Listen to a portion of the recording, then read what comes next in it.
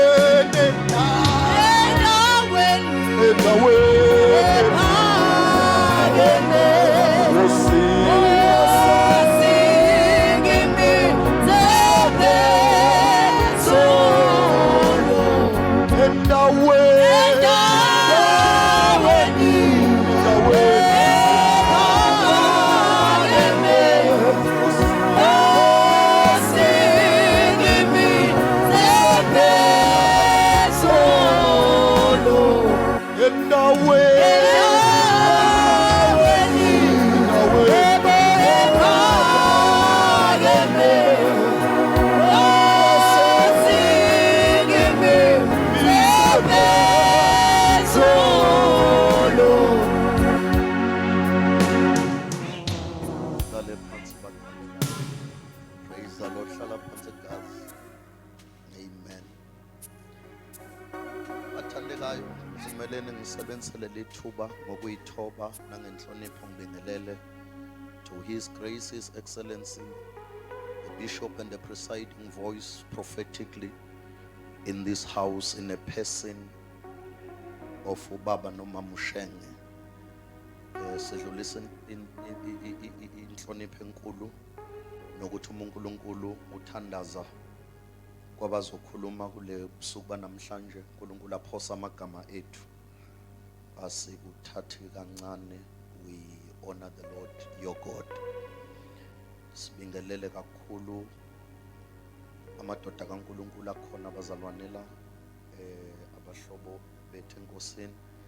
Ngicela ungababali ngoba ngibe overwhelmed, ngaba excited, abanye ngibagcina ku Facebook manje ngibabona eduze, so ngabona lento excitement izangilimaza. Amen. So ngicela ukuthi ngizibambe njengomuntu osenesikhashana khona esontweni, sengiyayazi imigomo yesonto. Sibingelele bonke ubuholi.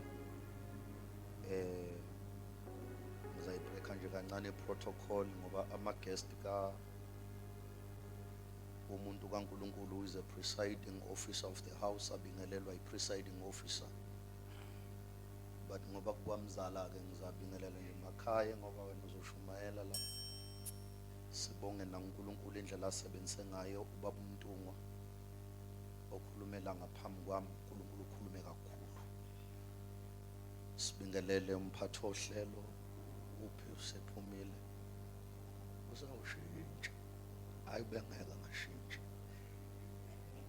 ubeyobu strong engashintsha. Kuyaxhuma inhle into yasenkonzweni bazalwane. Sibathi ngiyabona nje abantu belwisa izingane ezithomoya la ku Facebook, bajabulephi bangcwele ngoba uma abantu bethanda inkosi be-expressa their love for the Lord in the house of the Lord is good. Amen. Noma ke abanye bengakujwayeli lokho, kuhle kodwa sekujwayele ubumnandi basebukhoneni. Sibingelele ibhendi ningi namhlanje, khona noNtshebe. Inkosi inhle kakhulu kule ndlu. Amen. Khona wakithi ke lana ngithi uyazi wasekhaya lo ngizombingelela noma ukuhlumile. Khona itiye futhi nabakini. Ngesikhathi abakini bedla isiqatha, abakithi badlala enkonzweni. Shela uJesu izandla. Praise the Lord. Inhle kakhulu inkosi. Ngizotohoza ke labangcwele bese ngihamba. Praise the Lord. Angiye nomshumelo desperate ngo amen, mawushoko usho, mawungashoko ulalele, makuthi uthi noma yini nje ukukhuleka kuyo, it's okay. Senginesikhashana ngishumayela abazalwane. uNkulunkulu sangisiza, angisaphefumi ngiyasebenza. I know what will happen after this. Amen. And ubusuku lobu obuqokwe uNkulunkulu njengobusuku besibusiso. But I want to speak to the enemy of blessing and ekudala. Because kuthiwa mawungakasishaya isiqhwaga somzi ngekudla umzi. So you must defeat the strong man first, and then you are able to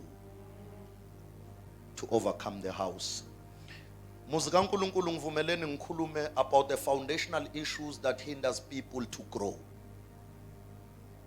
Izibopho zezisekelo ezivimba abantu ukuba bakhule. Alibonke igama lenkosi. The foundational scripture, okay, let me make this declaration again bazalwane, or rather a disclaimer. Ukuthi angifuni ukuqamba manga mhlambe ngithi intshumayelo lento engizoyenza la, angithi ngiyakwazi ukushumayela. Futhi ngiyakufundisa. So I kunabashumayela endlini. So I know humanetics and humanetics, and I'll break all those laws because I'm here to do ukuzokhuluma nomkhathi. So what if you want to summarize what I'll be doing here, kusukume lwaba bomfishano ozalwa usesikolide wa address umkhathi. So that's what I'll be doing today. Alibonke igama lenkosi. So my foundational scripture is Jeremiah chapter 31 verse number 28 and 29. Oh Shamaya. So ngiyacela bazalwane ningivumele ngikhulume ngalento ama foundational issues avimba abantu kuba bakhule, and my objectives are only two. My first objective ukuba silekelelane ukwaqonda noma sikwazi ukwabona ukuthi sikhuluma ngani uma sikhuluma ngama foundational issues. But number two, my second objective is maybe to help us identify those foundational issues, but obviously lastly iyiphi indlela uNkulunkulu ayibekile ukuba siqashule kulama foundational issues, and then I'll be done. Alibonge igama lika Jesu. So abantu abaningi namhlanje shenge abahlulekayo bekholwa, abahluleki ngoba bayizehluleki, abahluleki ngoba bamavila, abahluleki ngoba uNkulunkulu akabathandi, bahluleka ngenxa yezinto abangahlangene nazo. Khona abantu abastrugglisha ubon, this person is not lazy, this person futhi uhlakaniphile, lo muntu ufanele ngabe ukude lo, kodwa kwenze njani kuyanqaba, ngathi kuyahlangana, ngathi kuyahlehla, ngathi kuyalunga, ngathi kumile. There are forces that I'm ensuring ukuthi akakholwe kodwa akangayindawo. And mawuhlehla nawo lento uyilandela, ayikho into ayenza isona enkosini, ayikho into ayenza wamelana nenkosi, wazalwa wavumbuka emkhathini othize. I have to speak about that, and I'm done very short. Hey, Shamaya. Angazi volunteer la ekhaya shenge likufundela uma usemandleni. Khona ngathiwa wafika lo baba omfishane wathathela umuntu itenda yakhe kufunde inkonzo yenu.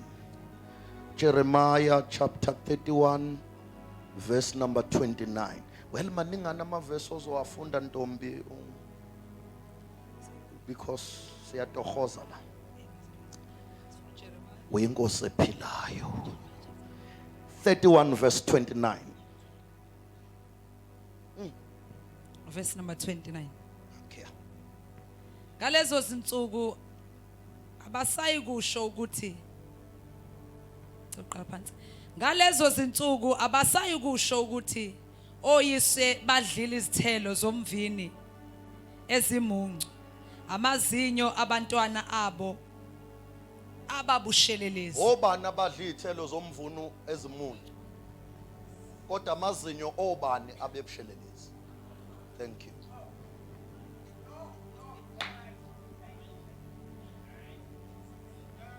You done. You done. Obani abadla izithelo zomvini omuncu, obani amazinyo ababushelelezi. Thank you. You done. I'm saying there are people who struggle in this life, not because they are lazy, not because they are not hard workers, not because impilo zabo ziqalekisiwe, balwa nezinto abangahlanganise lutho ukuze sibashaye. I'm done. I think I'm getting close. I'm getting closer. You find people struggling today. They are just pure victims of foundational issues. And majority of the people abala endlini uyathandaza, uyafasta, uyenkonzweni, wenza yonke into ngokuthembeka, ayikho kodwa into okwazi ukuyikhomba of your hard work.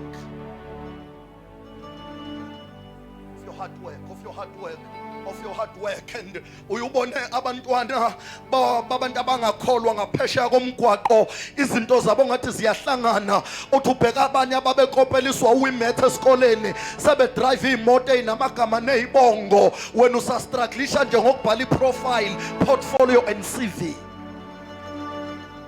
Foundational issues that hinders people to grow.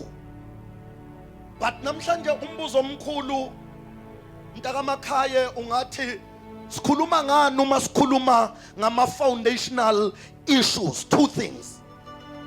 Number one, uma sikhuluma ngama foundational issues, sikhuluma ngalezinto ezilandela abantu kusukela ebuntwaneni, kusukela uzalwa lento iyakulandela. And let me tell you this, there are forces aphilela ukuqinisekisa ukuthi lama foundational issues ayakubamba. It is not physical. Let me tell you, life is more spiritual than it is physical.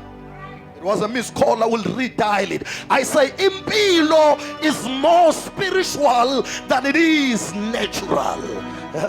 And if you are defeated in the spirit, you shall surely be defeated in the natural. Awukwazi ukunqoba kwele nyama, unqotshwa kwelikamoya. So there are forces aphilela ukuqinisekisa ukuthi lama foundational issues noma ungathandaza uzusale wedwa esontweni noma ungaze uyishune uthi siyabonga baba ugcina uthi siyabenga baba, they are still gonna hinder you. You will not progress, you will not succeed, you will not have the outcome and the result of this life. Not because uNkulunkulu akakuthandi, there are forces you need to address. Akulandela kusukela ebuntwaneni. But number 2, sikhuluma ngani masikhuluma ngama foundational issues? Sikhuluma ngalezinto eziza ngenxa yofuzo labazali bakho, kwesinye isikhathi nangenxa yezifungo abazali bakho abazenza ema-altare athize wena ungakamumuthwa nasesibelethweni sikamame. Kodwa lezo fungo zinomthelela kuwe namhlanje. And I'll be done very shortly. Ngiqinisile mangithi personalities because abanye bashawa ukuthi ba-inherita into ethile ozalweni labo, izibizwe ngesizulu ngokuthi ukhondolo lomndeni. Yeah, abanye akulona ukhondolo kodwa abazali bakho benza izifungo nama-altarathize nezigodlo ezithize, wabuza ulokhuzana lapha entumbeni, wabuza umehle esipoki, wabuza usigcikisa esikhova, wabuza wathi manje hlabangani mangikunika lento kufanele wazi ukuthi amadodana akho awayakuba nanto eyaphambili. Hlabangane ngikunike, athi uhlabangane sengihlupheke kakhulu.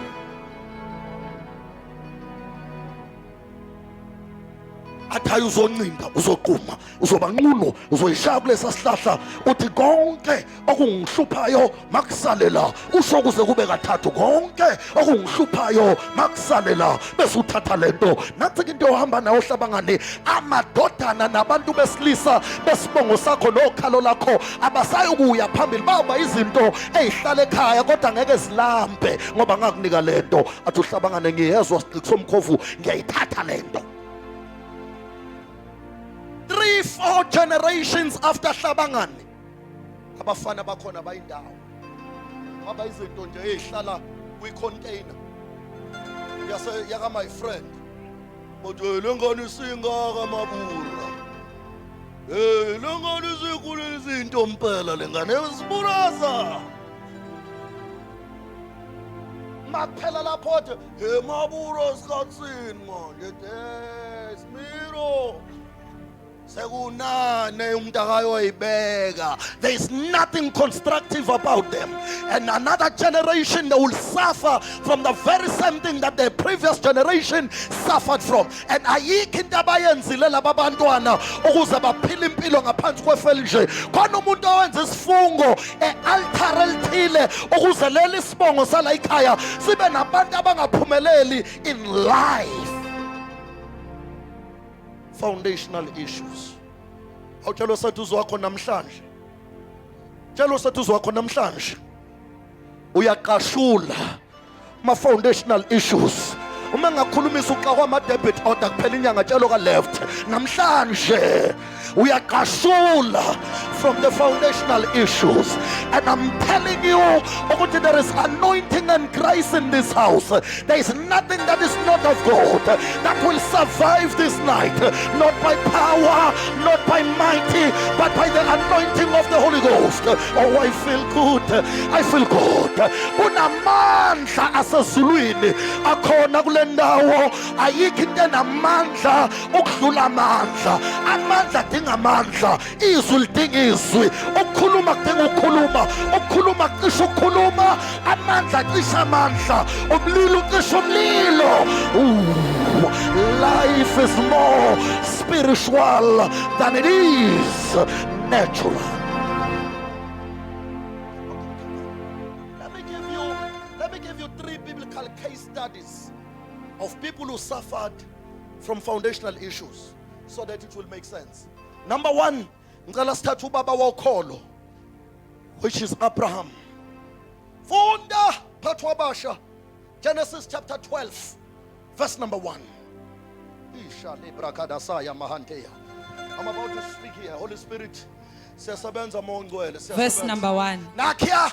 uJehova wathi kuAbrahama, phuma ezweni lakini Yes. nasezihlotsheni zakho Yes. nasendlini kayihlo Yes. uyezweni engiyakukhombisa lona. Let me tell you, Abraham was the victim of foundational issues. Ngisho ukuthini zwide when I'm saying that.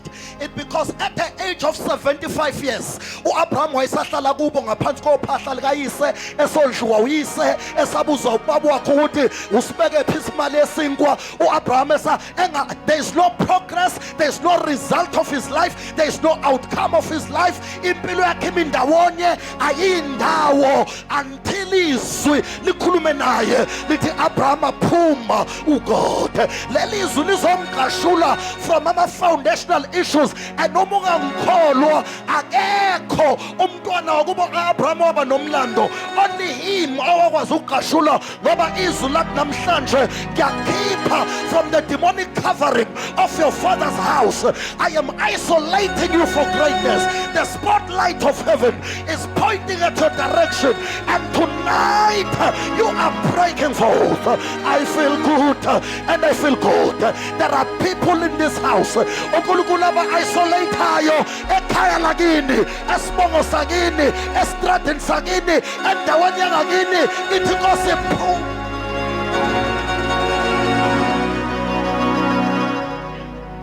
Awuthole sethu uzokho uyakhishwa. Uma ngakhulumisa kuvuka iconsi lakubo tshalo ka right uyakhishwa. Ayikhuluma nawe uyakhishwa. Kunamandla akukhiphayo, kunento ekukhiphayo uShamaya. This marks your season. This marks the change of your life. This marks the transformation of your life. This marks the breakthrough of your life. Ngoba kunethoshi lasezulwini, the spotlight of heaven ikhanyisele ngakuwe. Ngibona ukukhanya okukhulu okukhipha abantu okhondoleni nemndeni. Ngibona ukukhanya okukhulu okukhipha abantu okhondoleni nasofuzweni olubi. Ngoba abanye babanjwe umoya wendawo.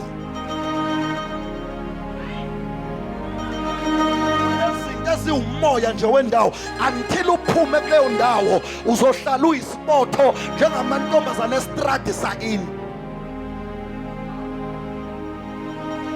Akoma kwasana, koma amaphoyisa, koma osikhabhabhoya, koma amasosha, koma yonke iqomqomo.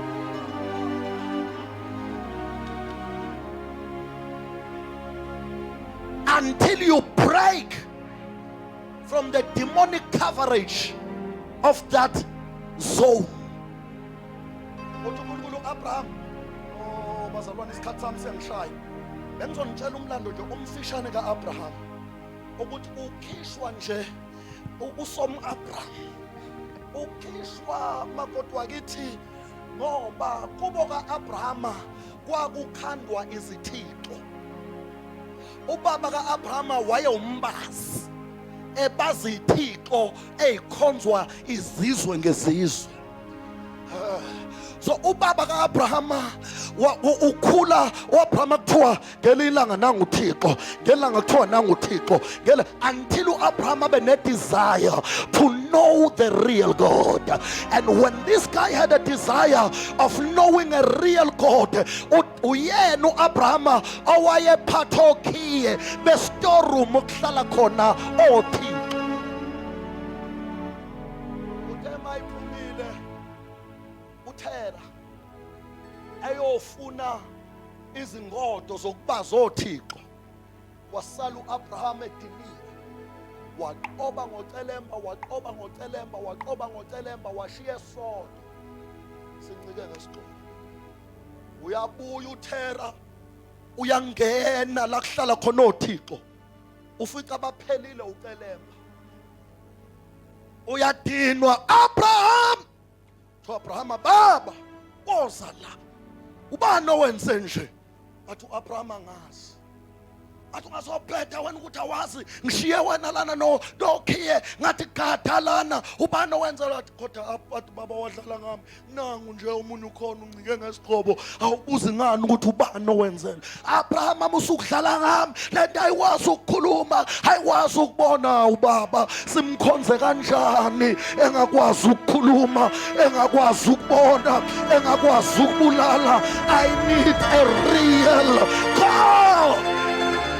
Uyaphuma uAbrahama uthi angikwazi ukukhonza labo thixo I need a real God. Ubona ilanga uAbrahama ulubona linomusa ubona likhanyisela ababi ubona likhanyisela abalungileyo ubona wonke umuntu oneke elangeni kuyoma wathi nangu umuntu engamkhonza ngoba osegoli uyalibona osempangeni uyalibona okwamhlaba uyalingana uyalibona mhlawumbe ngakhonza ilanga as my God. Washawa isithongwane uAbrahama walala umevuka phakathi kobusuku uthi uyalibheka ilanga lisekho uthi awunalo kanti lobuye ningishiye ngizothuma ngiphaphama phakathi kobusuku akasekho lo nkulunkulu wabona izinkanyezi zizinhle ezigcwele isibhakabhaka wathi nange ngingamkhonza awubheke muhle kanjani ugcwele isibhakabhaka wakubabaza ubuhle bezinkanyezi uAbrahama ushawa isithongwane uyalala uyavuka ekuseni ayisekho izinkanyezi wakhulumisa Abrahama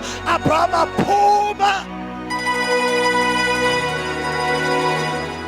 If you need what you need is not in this location. Your destiny is location sensitive.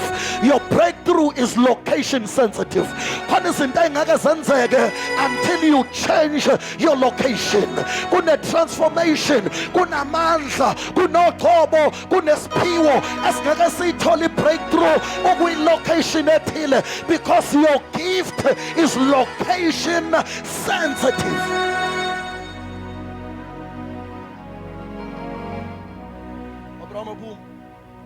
So the first person who suffered from foundational issues was our father, but the favor of God said no more.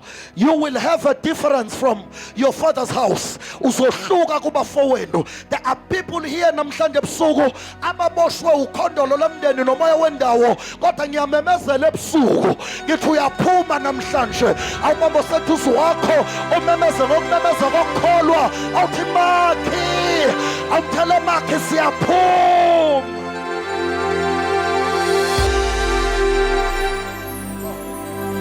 Favor will isolate you from greatness.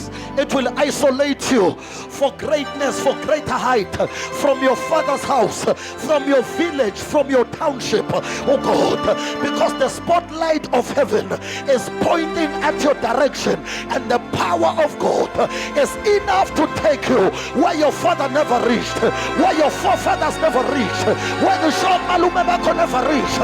You will break every limitation.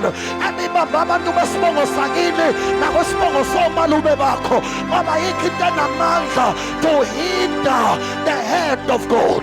The hand of God is powerful than any power. Amandla sezulwini anamandla ukushamaya labra kathasa yekebo shanta kalabra. Izinto yasezulwini namhlanje ethangixoxela indaba okunamhlanje khona inyakazayo simemeza sila esontweni kunyakaza izinto ekhaya simemeza sila esontweni kunyakaza izinto emsebenzini ushamala brakathasaya simemeza sila esontweni kunyakaza izinto in your business. The second case study is Jacob. Genesis 32 verse 24. Jacob is our second case study. Oh, la brakada sang. Just doing declaration. Verse number 24. Nakya. Wasala yedwa uJakobe. Hayi lalela khonza into engeke zenzeka until usale wena. I'll tell us that this thing is personal, it's personal, it's personal. Umengakhulumisa uxa kwama debit order nemali rent ayihlangana njalo ka right. Umtshela it's personal, it's personal. Indaba yoshintsho lempilo yakho is a personal matter. Ingakho mawusenkonzweni akufanele uvumele nomunye umuntu akukhathaze ngoba the transformation of your life is a personal matter. Wasala yedwa. mphathwabasha.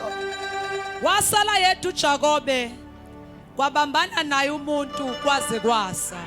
Labrakhathasaya mahalaya. Labrakashaya mphathwabasha. Esebona ukuthi akamhluli, wathinta esikhoxeni senyonga yakhe. Yes. Waphinyezeka uJakobe esikhoxeni senyonga esebambene naye. Yes. Wayesethi angihambe ngokuba sekuyasa, kepha wathi anginakukuyeka ukuba uhambe Uthi ungangibusisanga. njani ngisashawa izinto ezashayo baba. Ngikuyeke njani isimo sasekhaya singaguqukanga. Ngikuyeke njani ungekho umehluko phakathi kwabakhonza inkosi yamakhosi nabakhonza nabagijima impophoma. Ngikuyeke njani wonke umuntu ephathe igama lakho sibonakala sifana. I need change and transformation in my life. Shaya mphathwabasha. uJakobe wayesembuza ethi, ake ungitshele igama lakho. Wathi, ubuzelani igama lami na? Wayesembusisa khona. Yeah. uJakobe waqamba igama laleyo ndawo ngokuthi iPheniyeli, ngokuba wathi sibonene noNkulunkulu ubuso nobuso, nokho umphefumulo wami waphulwa. I decree and I declare to everyone under the sound of my voice, this is not just another night or another service. It is a divine appointment with God. There are people abazobambana noNkulunkulu kuze kuse. Khona oshamaya, can I declare, can I decree that people under the sound of my voice, you will speak to God. Njengomuntu ekhuluma nomhlobo wakhe, I feel like declaring and decreeing to people under the sound of my voice that this is not just another night, rather another service, but isikhathi sabantu abazokhuluma noNkulunkulu ubuso. Mawubheka impilo kaJakobe uzobona ukuthi kunento ayi-inherita kubaba wakhe uIsaac. No, Isaac wayi-inherita kubaba wakhe uAbraham, ubunyumba bukankosikazi ukuqamba mangafihla umngakhe. uIsaac ubaba wakhe naye wa-inherita kubaba wakhe uIsaac uAbraham, ubunyumba bukankosikazi ukuphika umngakhe athakamazi, lying tendencies, barrenness of the wife, and they all struggled to survive. It was a chain, a repetition of events. It was a wrong reputation. And I'm saying namhlanje sizonqamula ama negative pattern of your family, because there is anointing and grace in this house that breaks every limitation and it breaks every foundational issues. They all struggles. Kodwa uJakobe wayibreaka ngobusuku be-encounter. Nesikhathi ebamba kuthiwa kwabambana naye umuntu.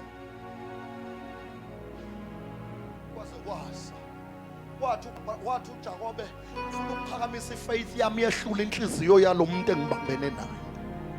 Bakhona nabangasho nami ebusuku namhlanje bathi ngifuna ukumthinta ekhoneni uNkulunkulu. Angazi wena uzomthinta phi, kodwa ikhona engifuna ukumthinta kulo. Ngifuna ukumthinta ekhoneni lokuthi akazi ukudabula isimo sami sisafana, akazi ukudabula lobusuku apheli isimo sami sisafana. uShamaya wabambana naye kwaze kwasa until his identity, ngoba inkinga eziningi zikaJakobe zayiboshwe i-identity yakhe, ngoba leli gama elithi Jacob lisho a thief.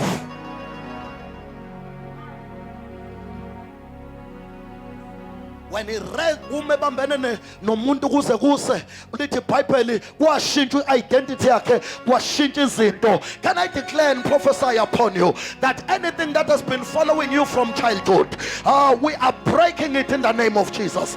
Noma intoni yakulandela kusukela ubuntwaneni, noma intoni ecindezela wena ecindezela abafowenu, noma intoni ekubophile, it is breaking tonight in the name of Jesus.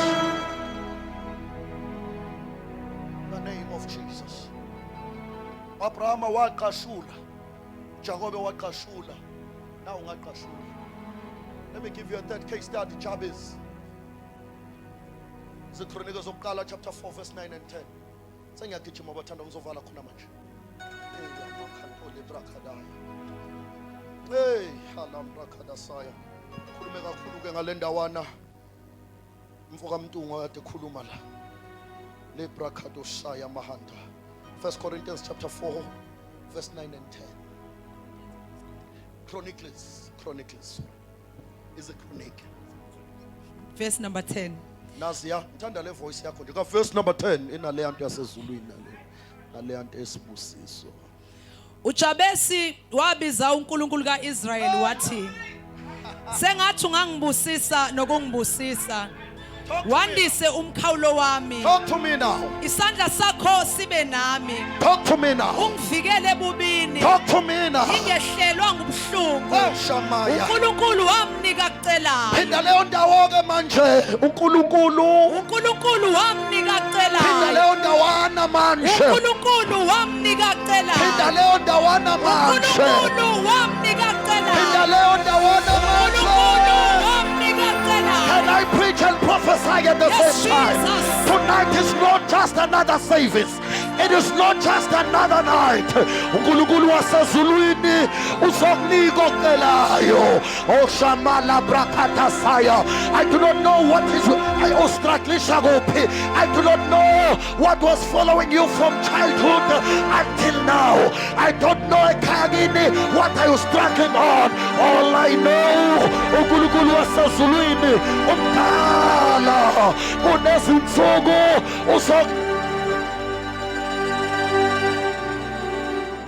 Jabez was in a crisis where his parents gave him a wrong impartation. Lithi iBhayibheli nina wamqamba igama lokuthi nguJabez ethi ngokuba ngimzale ngibuhlungu. Let me tell you about Jabez. uJabez umunine ekhulelwe, uyise wayigula egulela ukufa. Lesikhathi unina ese labor ward, uyise wayese ICU.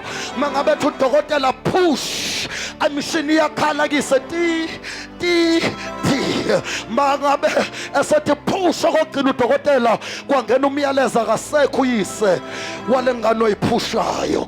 Waqamba lengane wathi uJabez, wathi ngimzale ngibhlungu. Legama Jabez lisho ubuhlungu, uzalwa indoda igama layo cause. Leli gama lithi cause lishiva. In other words, the pattern and the cycle of his family is a cycle of pain. Kodwa khona yenzayo uJabez othi angeke ngishintshe lesi simo, but I will go to God of Israel. Waya kuNkulunkulu ngomthandazo. Umethandaza akathandazela ukuthi kuqedwe ubuhlungu. Ngathi understand the one thing, that prayer may not change everything for you, but it will surely change you for everything. It was a missed call. I will redial it again. I say prayer may not change everything for you, but surely it will change you for everything. The investment you get in prayer, the power you get in prayer, ikunika amandla kabususa ubuhlungu, unika wena amandla phezu kwenhlungu ukwazi ukufakaza ikhona inhlungu. Can I give you the address? P.O. Box Daniel. Wangena amabhubesini ancintsha ukudla, wangawaxosha amabhubesi, waqeda appetite emabhubesini. Amandla omthandazo athi asibe khona isimo kodwa singamgwinya othandazayo. Can I give you address? P.O. Box Shadrach, Meshach and Abednego. Bangena emlilweni awucinywa umlilo, kucinywa ukushisa emlilweni. Awube khona umlilo kodwa ungabashisi ngoba kasikhiphi isimo, unika wena amandla angaphezu kwesimo. Can I give you another address? P.O. Box Paul, indoda yaseThiso, ngineve enyameni. Ngacela ukuba thumela ingelosi ukuba ilikhiphe, wathi uNkulunkulu khakhehla asiwakhipha ameva, sikunika amandla likhona ifa. Hamba naleli ifa. Uzwakale ekhuluma uPaul ngelinye ilanga ethi nginamandla okwenza konke. Hayi oqinisayo noma likhona ifa alingenzi lutho mangiqiniswa uyena athi siyanqoba nokunqoba ngaye loyo owasithandayo.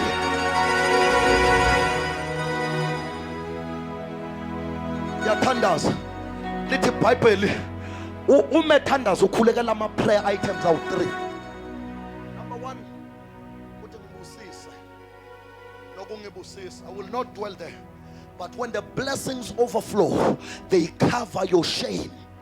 Whenever the blessings of the Lord overflow, they cover. Ingakhethuana yenza njalo inkosi emhlene engibheka ngayo ukususa ihlazo lami phakathi kwabantu ngoba uma isibusiso sakhe sehla.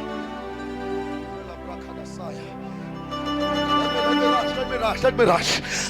When the blessing, wakwathi ngikhumbula indoda amadoda eyayise uMephibosheth owalanda Lodebar elandwa ukubizwa inkosi. Indwango yetafula lenkosi yamboza ubunyonga buka Mephibosheth, wangakwazi ukuhlukanisa. Uma efika etafuleni lenkosi ungena uthi ngiyinja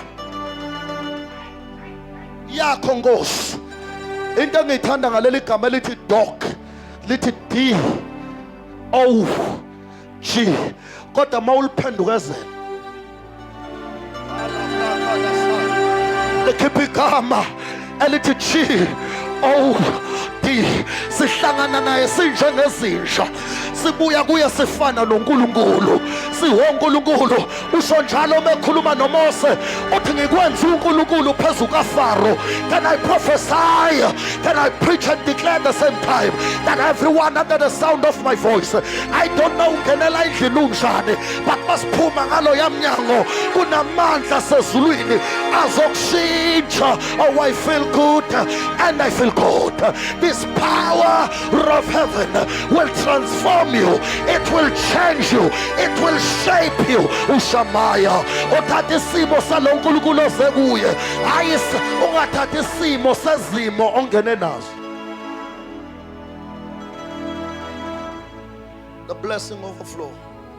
Ngathi ngangusisa. Number 2, uthi lo mthaka methandaza uthi yandisa.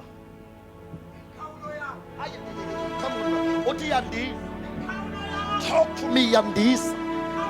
La kwagcina khona obaba ngiyadlula, la kwagcina khona omalume ngiyadlula, la kwagcina khona abafowethu abeza ngaphambi kwami ngiyadlula ngoba imkhawulo iyandiso. I feel God engathi wandisa imkhawulo namhlanje. Lento ayinandaba nama-credentials zakho, ayinandaba nama-educational qualifications, ayinandaba ne-background, inendaba nokholo olusenhlizweni yomuntu. Isandla omthinta ngaso sidimanda isandla akuthinta ngaso. Oh, I feel like saying it again.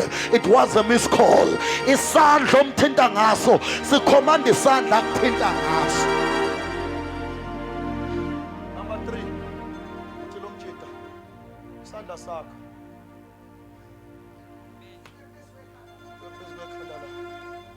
khona nginehleka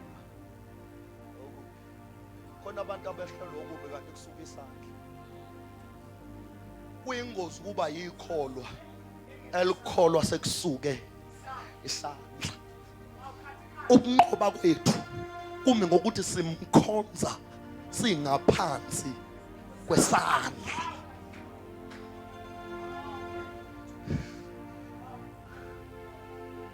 No matter where you are coming from, you can still break your foundational issues. No matter the situations you are struggling in, you can still break foundational issues. The last case study, indoda ekwizenzo chapter 3 noma singangayifunda ngenxa isikhathi. Niyayazi le ndoda esesangweni okuthiwa elihle. Kuthiwa le ndoda yayisishosha kusukele kuzalweni kwayo. And isimo sokuba isishosha kwayo was a foundational issue ngoba akenzanga lutho ukuze abe isishosha. Wazalwa eyisishosha, and le ndoda mayikhula ikhula iyisishosha until ihlangane ne-prophetic encounter. Uma ihlangana namadoda kaNkulunkulu, le ndoda ihlala esangweni okuthiwa elihle kodwa yikho into enhle ngayo. Ihleza esangweni ukuthi uyisango lihle kodwa ayikho into enhle ngayo. Number 2, le ndoda ayinagama, isango linegama. Kusho ukuthi isango libalulekile kunale ndoda. Kuthiwa indoda ethile eyisishosho ehleze esangweni okuthiwa elihle, kodwa indoda ethile kodwa isango kuthiwa isango linegama, indoda ayinagama. telling you. Isango is more significant and important than this man. I don't know khona ngikhuluma naye namhlanje. I-identity yakho is swallowed up by your situation and your condition. Igqitshwe izimo kuthiwa usho lo washiwa indoda, usho lo walahlwa umfazi. Ukhuluma ngobani? Ngalo owaboshelwa irape. Ukhuluma ngalo owahlulwa isonto lawo. Ukhuluma ngalo izimo when they swallowed up your identity. And everything is important beside you. But I'm telling you, tonight is a night of encounter. Le ndoda ihlangana namadoda kaNkulunkulu ayazihambela nje. Kuthiwa le ndoda ayicelanga ukuba ithandazelwe. Kuthiwa inkosi yasezulwini eyahlala phezulu kwalamadoda yathi ningamniki imali. Imali akuyona into ayidingayo, into ayifunayo. Nikeni lento ayidingayo. There are times where iZulu does not address what you want. There are times where iZulu addresses what you need. Athi lamadoda igolide nesiliva asinalo, kodwa ukuthi asinalo isiliva negolide akusho ukuthi asinalutho esinakho. It was a missed call. I will redial it. Athi lamadida aqala athi sibheke awubapha abashumayeli emakhaya abazothi sibheke kulezi insuku sekunzima ukubheka abashumayeli ngoba uhambo alifani nentshumayelo. Angikho lapha, hayi angikho lapha, ngifuna lapha ngibuye. Ngibhekwe ephasikeni ngisaphelelwa amathenda. Ya uthi lo baba sibheke. Sibheke lo baba. Sibheke. Isiliva, igolide asinalo. Oh, there are people ababheka ukuthi mabezokhonza kumfundisi uhamba ngamotoni, uhlala kuphi, akuyona into mhlawumbe oyidingayo le. Konzinto umuntu kaNkulunkulu anazo uma lezo oyibhekile ngenazo. Bathe sinakho sikunika lona ngegama lika Jesu. Bathi sukuma uhambe. Yasukuma le ndoda lithi iBhayibheli for the first time isukuma iphethe imali, iphethe into engathengwa ngemali. Athi ohlabelelayo akathengwa ngegolide, akathengwa nangemali. I feel like telling you, mase sifike kuye konzinto amaminzi ethu angeka sitholele zona, esitholelwa ukukholwa esimthinta ngakho.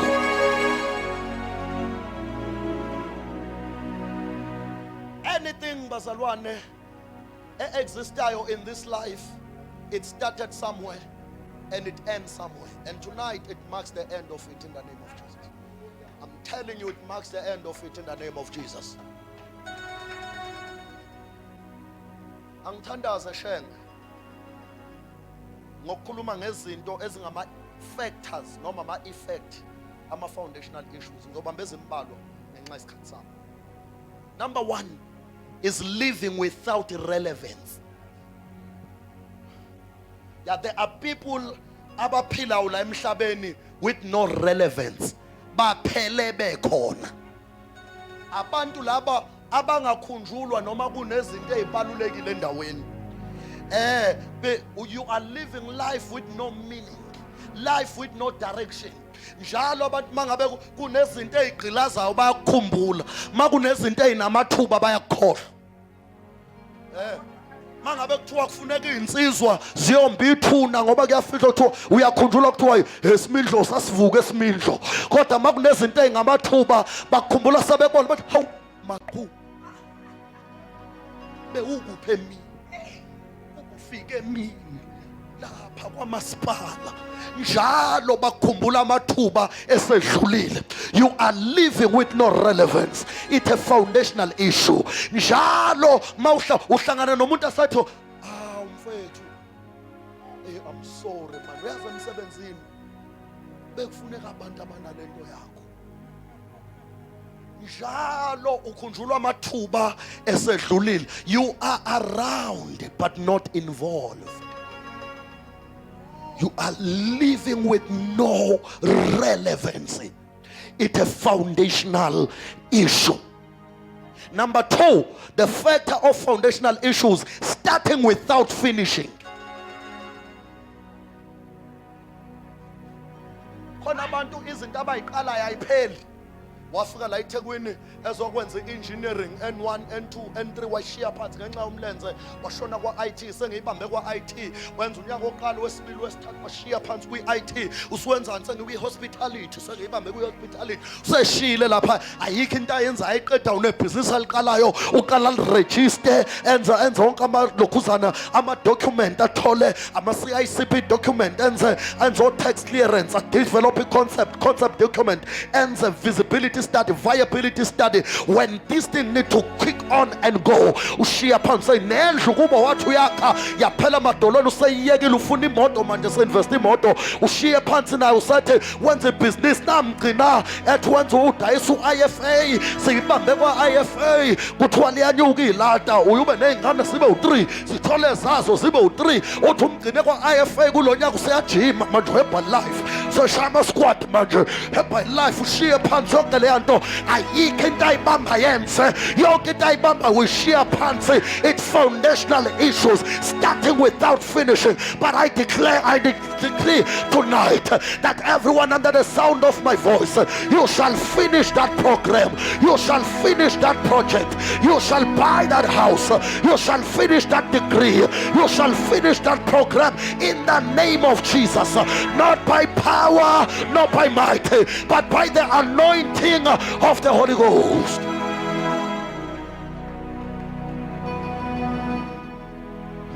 The third factor of foundational issues, existing with the wrong label.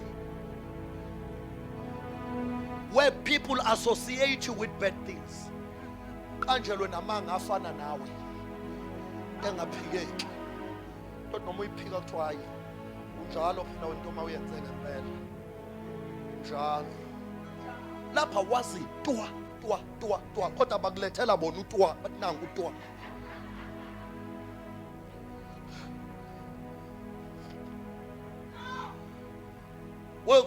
Ukulokhuzana u-approach ubrother ucaca ukuthi useyovela kini athi uyaxoxa nje nomunye ukuthi hayi nami sengithe ngithathe bathi uthatha ubani bathi hayi ngithatha usisi usikhumbembe siyibambe nalo kuthiwa usikhumbembe.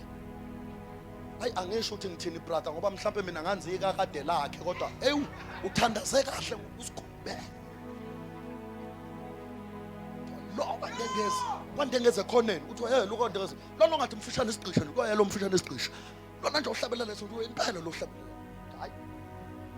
hayi Mthizo angingakoneli into yakho kodwa sokukhulekela ubona indoda ingasaqhubeki seyibamba icisha isithe kuphela umsebenzi sithi imali angazi kwenze njani siyakhela umama isithi kushona ugogo manje ugogo ngathi yonke into ibheke yena ngathi manje futhi fanele ivuse nomuzi kamkhulu ngale ngathi akusahlanga nje into eqondene nawe ngoba khona umuntu owavele wak-associate with a label that is not you.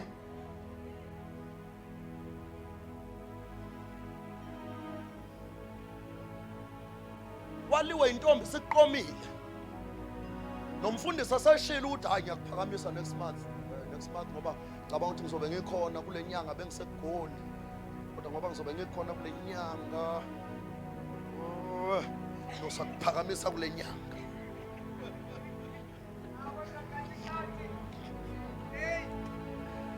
Athi uyaxoxa Twayibo Priscilla siswile kuthiwa wena umapele ngathi umapele niyaphakanyiswa nomapele kuleli yaviki athi impela umapele hayi usekhona umapele Priscilla athi ya umapele kulungile kodwa phela abantu bayashintsha Priscilla. Abantu bayashintsha Priscilla. Uxaba uthini? Ngoba uPriscilla besi Priscilla uyangibluthika. Priscilla akabamba ingcingo. Priscilla nobaba uGosa uthi akasamtholi. Uthi hayi bebethe bazohlangana, hayi akasamtholi Priscilla. There is a person who spoke against your name. Every time when people think of you, they think of the worst.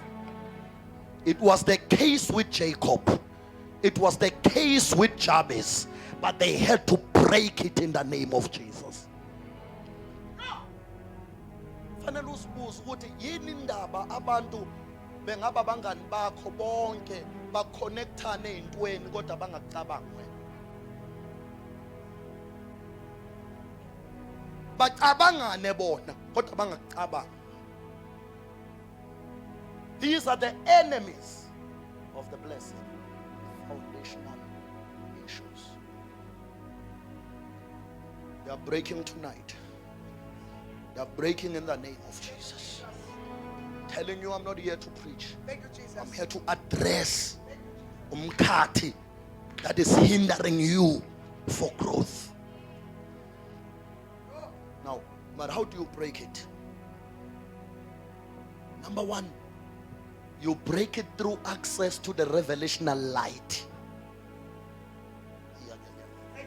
Ayikho into ekhulula njengezwi elithunyiwe. Mawusenkonzweni okhonza ngomoya, utshela ukuthi uzokhumake. Khonza ngomoya. Mengakhulumisi ke sekubambe transaction debit order. Yimbi leyo nto khonza. Tshelo ka left. Khona izwe lithi uma likhuluma. Afanele nje uyibambe ngeexcitement. Qinisa ncethu. Receive. Into ezoshintsha wena le. Ezoshintsha wena. Konke kufanele ungayibambe nje ngeexcitement yokukhonza kuphela. Kodwa uyibambe through the revelation that this word is sent for my situation. Lithi iBhayibheli wathuma izwi lakhe wabakhulula. He sent his word. God bless you.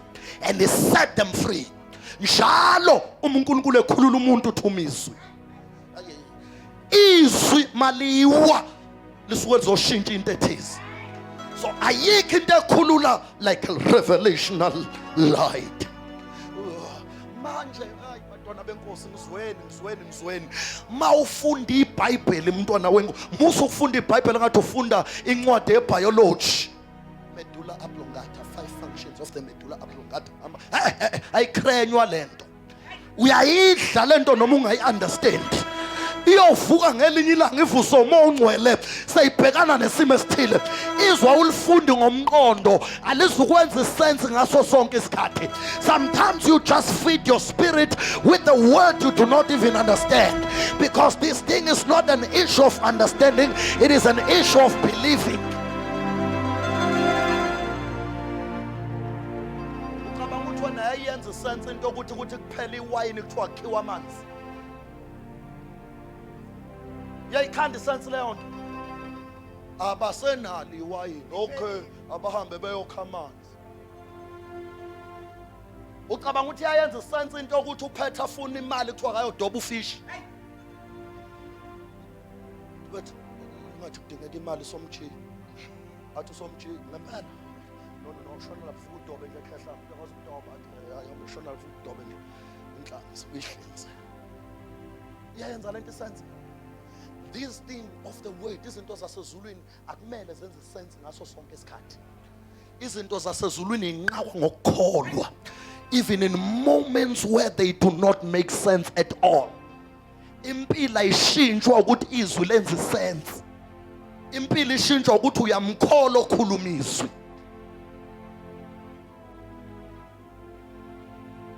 Through access to the revelational light, when you are reading the word, you confess the word.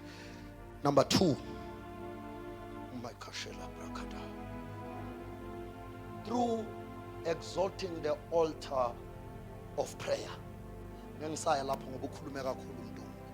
But number 3, through understanding the prophetic covering. Khuluma masibomle ye covering ngoba iyashawa lapha kuma social media. And it's the order of God. uNkulunkulu meshintsha impilo yomuntu uyishintsha ngomuntu. uNkulunkulu usebenzisa umuntu ukushintsha impilo yomuntu. Ngezwe labantu abathi mabesuthi idatha lapha be hotspotile basho yonke into bayithandayo. Baprofeta bavuswe idatha.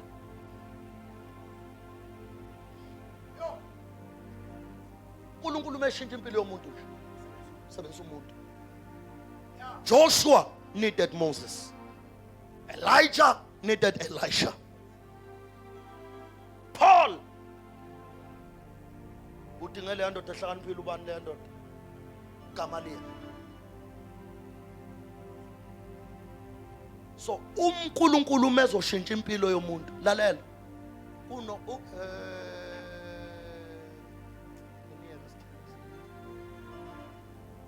maweqa umuntu uthi uyaNkulunkulu umuntu. Ngokhuluma nje noma usuthi ukuqina la inkonzo babekhuluma ukuqina abazalwane. Asizile umuntu. Size uNkulunkulu ukhona nasendlini ufuna. Wayeka uNkulunkulu ekhona endlini weza la ungazile kumuntu.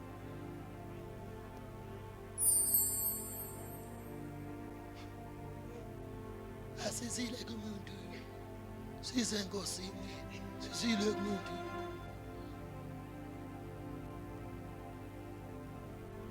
Hlala kwakho mawuze ukhona na kwakho uNkulunkulu. But udinga umuntu. Izwi lelibeka izinto zakho kuyi. Ngathi ngixoxa yena. Leyo nto ayihlangene nobupowerful bentshumayelo. Umuntu akashintshwa intshumayelo. Umuntu ushintshwa ugcobo. Intshumayelo imshintsha ngoba ingaphansi kogcobo.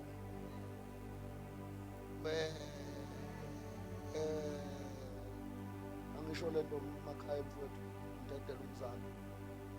Emzana ngigibela itaxi.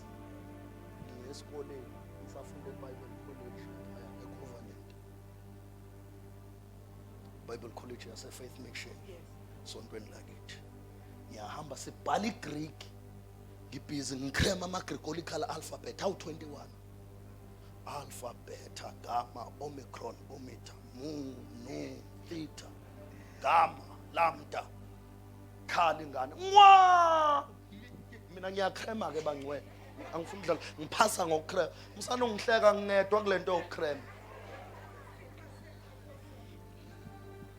Ngiyakrema mina ngiphasa namanje ngiyakrema. Ngo understand later. Sifuna ukuphasa la. Ukuphasa. So ayakhala ingane. Ikhala ngekugama. Ngisondele khona lapha ku-Omega. Ngithi manje lenga lapha ngisekonje ubani umunu olandela umu. Khala ingane ngimbize lo mama. Sorry mama. God. Athi iyahlupha nje iyathi uncelise. Athi liphelile ibhodlela lakhe. Methe liphelile ibhodlela nje. Athi lo mama bamba. Athi lo mama akusiyona. No. Ngibamba into eyodwa ukuthi akusinoma yiphi ingcengcenge egcotshe ngama nutrition okukhulisa ingane. Kodwa ingcengcezela ingane enama nutritions. Ngizwa kancane. Akusiyonke intshumayelo egcotshelwe ukushintsha impilo yakho. Ngoba changes your life. So whenever you need to break foundational issues, let me tell you, umuntu kaNkulunkulu uyembulwa. So ikhuluma ngelinye ilanga leyo. So ikhuluma ngelinye ilanga kodwa ithi ngi-highlight. Umuntu kaNkulunkulu uyambulwa. Uyambulelwa ngomuntu kaNkulunkulu. Uphela manje sesingamabandla kamoya ngegama. Siyamphulelwa umuntu. Lentwana uElisha elandela ikhehle. Beyilima. Umuntu kaNkulunkulu wacela amanzi. Wahamba wayocela amanzi. Uthe mayithi ngiyabonga. Wezwa kunezinto ezishenjalo. Wathi cha muntu kaNkulunkulu ungabisangishiya. Ngicela ungilinde ngiyovalelisa kubaba nomama. Ngoba khona izinto aseyibonile. Ubona ngathi uyibonile. Kwathi uma ifuna ukuvalelisa ethi sala lapha ngisaye eJopha. Usho lamazwi kuphila kaJehova nokuphila kwami. Ngiyanawe. In other words, ngithe mangibona wena ngangabona umuntu. Ngabona ukuphila kaJehova nokuphila kwami. Let us close our eyes. Now I want to pray, Sheng. Every time you are breaking things ezaphakanyiswa ngealtar, fanele uvuse altar. And every time makhulunywa ngealtar, alkhulunywa ngealtar outside the revelation of the seed. So I want people who mean business with change of their life. Asithenga uNkulunkulu ngemali. Silanda uNkulunkulu ngenhliziyo.